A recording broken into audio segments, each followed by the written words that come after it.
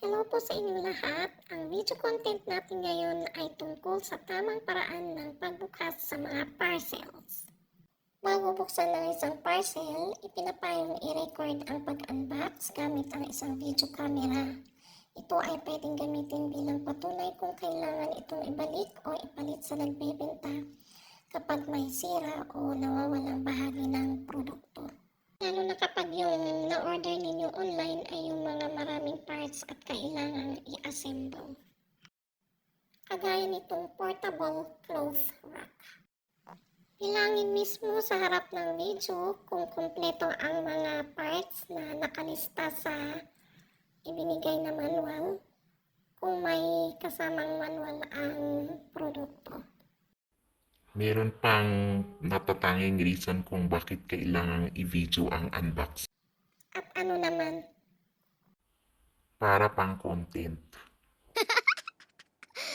Tama. Ituloy na nga natin. Ihanda ang mga kailangan sa pag-unbox kagaya ng gunting or box cutter at pagbasurahan ng mga wrappings.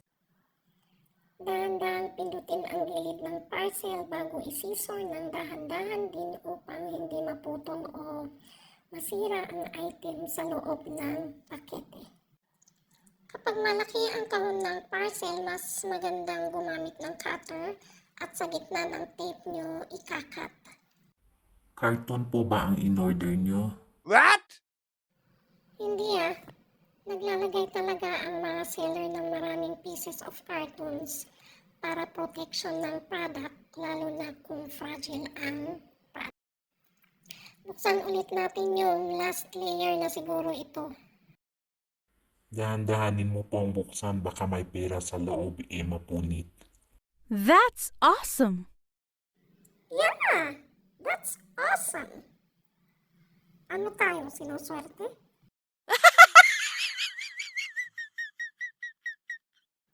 Ito na po yung aming in-order online.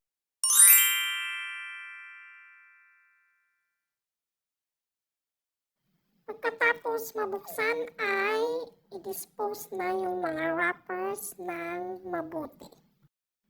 Tupiin para hindi bulky sa basurahan.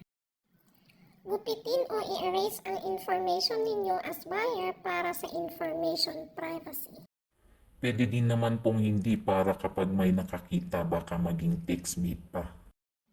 Ay nako, pwede rin, pero mag-ingat sa mga textmates dyan Pwede nyong i-recycle ang mga malalaking karton, itago para sa future use if in case.